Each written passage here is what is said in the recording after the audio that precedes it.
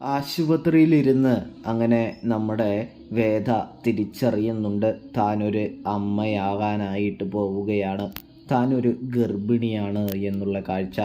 ഇതേ സമയമാണെങ്കിൽ നമ്മുടെ വേദയ്ക്ക് സന്തോഷവും തോന്നുന്നുണ്ട്, ഒപ്പം സങ്കടവുമുണ്ട് എന്ന് കാണാൻ സാധിക്കും. അതായത് തൻ്റെ ഭർത്താവ് ജയിലിലാകുമ്പോൾ താൻ ഒറ്റയ്ക്ക് ഈ കുഞ്ഞിനെ പ്രസവിക്കണമല്ലോ, ഈ കുഞ്ഞിൻ്റെ കാര്യങ്ങൾ താൻ ഒറ്റയ്ക്ക് നോക്കണമല്ലോ എന്നുള്ള ചിന്ത. ഒന്നിനും വിക്രത്തിന് അനുഭവിക്കാനോ ആസ്വദിക്കാനോ കഴിയില്ലല്ലോ എന്ന് ചിന്തിക്കുന്നൊരു വേദ. കൂടാതെ തന്നെയാണെങ്കിൽ തൻ്റെ ഭർത്താവിൻ്റെ കാര്യം എന്തായി എന്നറിയാനായിട്ട് വേദ സേതുവിനോട് ചോദിക്കുന്നു.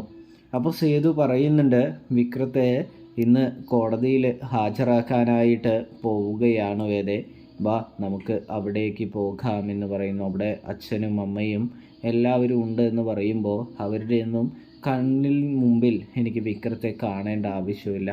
അവരെ കണ്ണു വെട്ടിച്ച് ഇനി ഞാൻ ഇടുക്കിയിൽ തന്നെയാണ് ജീവിക്കാനായിട്ട് പോകുന്നത്. അതുകൊണ്ട് തന്നെ ഇനി ഒരു കാരണവശാലും അവരുടെ കൺമുമ്പിലേക്ക് ഞാനില്ല, മറഞ്ഞു നിന്ന് ഞാൻ കണ്ടുകൊള്ളാമെന്ന് പറയുന്നത് കാണാൻ സാധിക്കും. ഇതേ സമയം സേതുവാണെങ്കിൽ നിൻ്റെ ഇഷ്ടം പോലെ ആയിക്കോ എന്ന് പറയുന്നു.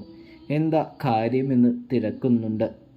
അപ്പോഴാണെങ്കിൽ നമ്മുടെ സേതുവിനോട് വേദ പറയുന്നുണ്ട്, താനൊരു ഗർഭിണിയാണെന്നും താൻ ഗർഭിണിയാണെന്ന് അറിഞ്ഞു കഴിഞ്ഞാൽ തൻ്റെ ഏട്ടൻ ചതിയൻ വീണ്ടും ഈ കുഞ്ഞിനെ ഇല്ലാതാക്കാനായിട്ട് ശ്രമിക്കുമെന്നും പറയുന്നൊരു കാഴ്ച കാണാൻ കഴിയും.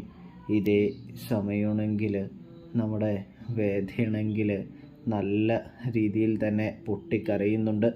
സേതു വേദയെ സമാധാനിപ്പിക്കുന്നുണ്ട് എന്ന് കാണാൻ സാധിക്കും. ഒന്നുകൊണ്ടും കരയേണ്ട വേദ, ഈ അവസ്ഥയും ഈ സമയവും കടന്നു പോകുമെന്ന് പറഞ്ഞ് സമാധാനിപ്പിക്കുമ്പോൾ വേദയാണെങ്കിൽ തനിക്ക് വിക്രത്തെ കാണണമെന്ന് പറയുമ്പോൾ സേതു അങ്ങനെ വേദയെയും കൊണ്ട് കോടതി വളപ്പിലേക്ക് പോകുന്നൊരു കാഴ്ച. മുഖമൊക്കെ മറച്ചാണ് വേദ കോടതി വളപ്പിൽ നിൽക്കുന്നത് എന്ന് കാണാം. ഇതേ സമയം നമ്മുടെ വിക്രത്തിൻ്റെ അച്ഛനും അമ്മയും സഹോദരങ്ങളും എല്ലാവരും അവിടെ നിരക്കുന്നുണ്ട്. നമ്മുടെ വേദയുടെ അച്ഛനും ഉണ്ട് എന്ന് കാണാം. ഒടുവിലതാ കാത്തിരിപ്പിന് വിരാമമിട്ടുകൊണ്ട് പോലീസ് ജീപ്പിൽ വിക്രം വരുന്നൊരു കാഴ്ച കാണാൻ സാധിക്കും. വിക്രം വന്നതും നമ്മുടെ അമ്മയാണെങ്കിലും മോനെ എന്ന് പറഞ്ഞുകൊണ്ട് ഓടിച്ചെന്ന് കെട്ടിപ്പിടിക്കാനായിട്ട് ശ്രമിക്കുന്നുണ്ടെങ്കിലും പോലീസുകാർ തടയുന്നുണ്ട്. നിങ്ങൾ അങ്ങോട്ട് മാറിയെന്നേ, നിങ്ങളങ്ങനെ കെട്ടിപ്പിടിക്കേണ്ട ആവശ്യമൊന്നുമില്ല, ഇയാളൊരു ക്രിമിനലാണ്, ഇയാൾ എന്ത് ചെയ്യുന്നെന്ന് പറയാനായിട്ട് കഴിയില്ല എന്ന് പറയുമ്പോൾ, സാറേ ഇതെൻ്റെ മോനാ, എൻ്റെ മോൻ ഒരു തെറ്റും ചെയ്യില്ല, എൻ്റെ മോനൊരു പാവമാണ് എന്ന് പറയുമ്പോൾ, എന്നിട്ടാണോ രണ്ടുപേരെ വെടിവെച്ച് കൊന്നു തള്ളിയത് എന്ന് ചോദിക്കുന്നുണ്ട്. അവനായിരിക്കില്ല എന്ന് പറയുമ്പോൾ അവൻ തന്നെയാണ് എന്ന് പറയുന്നു. എനിക്ക് എൻ്റെ മോനോടൊന്ന് സംസാരിക്കണമെന്ന് പറയുമ്പോൾ അതിനൊന്നും പോലീസുകാർ സമ്മതിക്കുന്നില്ല. അപ്പോൾ വിക്രം പറയുന്നുണ്ട്, അമ്മ ഒന്നുകൊണ്ട് വിഷമിക്കുകയൊന്നും വേണ്ട, ഈ വിധി എന്താണെന്ന് നോക്കട്ടെ എന്ന് പറയുന്നു. അങ്ങനെ വിക്രത്തെ കോടതി മുറിയിലേക്ക് കൊണ്ടുപോകുന്നൊരു കാഴ്ച.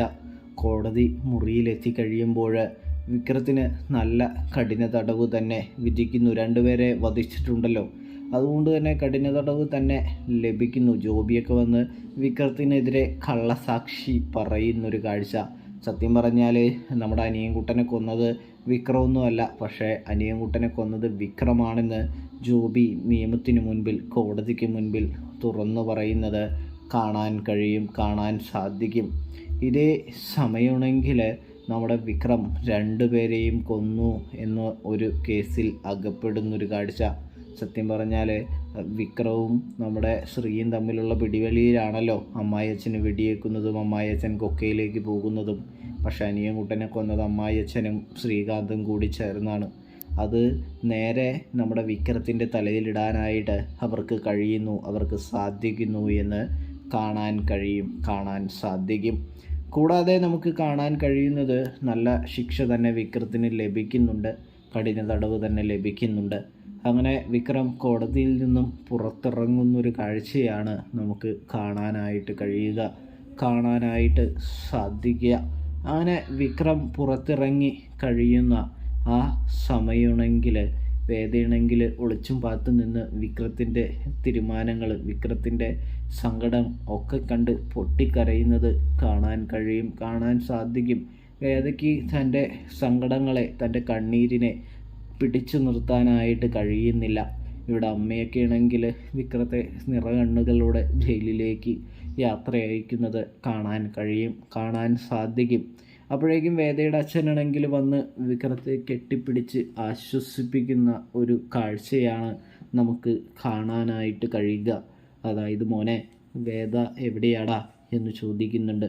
എൻ്റെ മകൻ ശ്രീകാന്ത് കാരണമല്ലേ ഇത്രയും പ്രശ്നങ്ങൾ എന്ന് ചോദിക്കുന്നത് കാണാൻ സാധിക്കും. ഇതേ സമയമാണെങ്കിൽ നമ്മുടെ വിക്രം പറയുന്നുണ്ട്, അനുഭവിക്കാനുള്ളത് അനുഭവിച്ചാലേ പറ്റുകയുള്ളൂ. അതിനിപ്പോൾ എന്ത് പറഞ്ഞിട്ടും എന്താണ് കാര്യം? അതുകൊണ്ട് തന്നെ ഞാൻ ഈ തെറ്റ് ചെയ്തു, ഞാനിത് അനുഭവിക്കുകയാണ് എന്ന് പറയുന്നത് കാണാൻ സാധിക്കും. ഇതേ സമയം വിക്രത്തെ പോലീസ് ജീപ്പിൽ കയറ്റുന്നൊരു കാഴ്ചയാണ് കാണാൻ കഴിയുക. വിക്രം നോക്കുമ്പോൾ വേദയാണെങ്കിൽ അവിടെ നിന്ന് പൊട്ടിക്കരയുന്ന ഒരു കാഴ്ചയും കാണാൻ കഴിയുന്നുണ്ട്. അങ്ങനെ സങ്കടത്തോടു കൂടി വിക്രം പോലീസ് ജീപ്പിൽ പോകുമ്പോൾ വേദയാണെങ്കിൽ ആകെ പൊട്ടിക്കരയുന്നൊരു കാഴ്ച. തനിക്കിനി ആരുണ്ട്, തന്നെ സഹായിക്കാൻ ഇനി ആരുണ്ട് എന്ന് വേദ ചിന്തിക്കുന്നിടത്താണ് ഒരു എപ്പിസോഡ് അവസാനിപ്പിക്കുന്നത്. ഇതിനിടയിലാണെങ്കിൽ വിക്രവും വേദയെയും 2 വഴിയിലേക്ക് തിരിച്ചു വിടാനാണ് അധ്യായം 1 ആഗ്രഹിക്കുന്നത് എന്ന് കാണാൻ കഴിയും. അവർ 2 ദിശയിലേക്ക് പോകുമ്പോൾ പവിത്രത്തിൻ്റെ 1-ാം ഭാഗത്തിന് ചാപ്റ്ററിന് ക്ലോസ് അന്ത്യം വീഴുന്നത്, അധ്യായം അടയ്ക്കുന്നൊരു കാഴ്ച കാണാൻ കഴിയുന്നുണ്ട്. വേർപാടിൻ്റെ നോവുമായി വിക്രവും വേദയും വിക്രത്തെ കാത്തിരിക്കുന്നതുമൊക്കെയാണ് കാണിച്ചുകൊണ്ടാണ് 1-ാം ഭാഗം അവസാനിക്കുന്നതെന്ന് കാണാം. കൂടാതെ തന്നെയാണെങ്കിൽ വേദയാണെങ്കിൽ ഒരു ശപഥം ചെയ്യുന്നുണ്ട്. അതായത് തനിക്ക് തൻ്റെ അച്ഛനും മുത്തച്ഛനും ഒക്കെ എഴുതി വെച്ചത് മാതിരി തന്നെ തൻ്റെ കുഞ്ഞ് ജനിച്ചാൽ എല്ലാ സ്വത്തും എല്ലാ അവകാശങ്ങളും എല്ലാം ഞാൻ ഏട്ടനിൽ നിന്നും പിടിച്ചെടുത്ത് എൻ്റെ കുഞ്ഞിന് കൊടുക്കുക തന്നെ ചെയ്യും. അതിന് എൻ്റെ കുഞ്ഞിനെ ഈ ഭൂമിയിലേക്ക് കൊണ്ടുവരാനായിട്ട് കുറച്ച് നാൾ ഒളിച്ച് താമസിക്കണം. അതിന് പറ്റിയത് നമ്മുടെ സേതുവിൻ്റെ കൂടെ പോകുന്നതാണെന്ന് തിരിച്ചറിയുന്ന വേദ സേതുവിൻ്റെ കൂടെ തന്നെ പോകുന്നൊരു കാഴ്ച കാണാൻ സാധിക്കും. പ്രിയ പ്രേക്ഷകരെ, പ്രിയ കൂട്ടുകാരെ, ഇതേ സമയമാണെങ്കിൽ നമ്മുടെ സേതുവാണെങ്കിൽ വേദയെയും കൂട്ടിക്കൊണ്ട് പോകുന്നു. അങ്ങനെ ഒരു വശത്ത് വിക്രം ജീപ്പിൽ പോകുമ്പോൾ മറുവശത്ത് വേദ സേതുവിൻ്റെ കൂടെ വേറൊരു ജീപ്പിൽ പോകുന്നു എന്ന് കാണാം. അങ്ങനെ 2 പേരുടെയും വേർപിരിയൽ കാണിച്ചുകൊണ്ട് തന്നെയാണ് അധ്യായത്തിന് ചാപ്റ്റർ കർട്ടൻ വീഴുന്നത് എന്ന് കാണാൻ കഴിയും. അപ്പോൾ റിവ്യൂ ഇഷ്ടപ്പെട്ടാൽ സബ്സ്ക്രൈബ് ചെയ്യുക, തെറ്റുകുറ്റങ്ങളുണ്ടെങ്കിൽ ക്ഷമിക്കുക. Thanks for watching.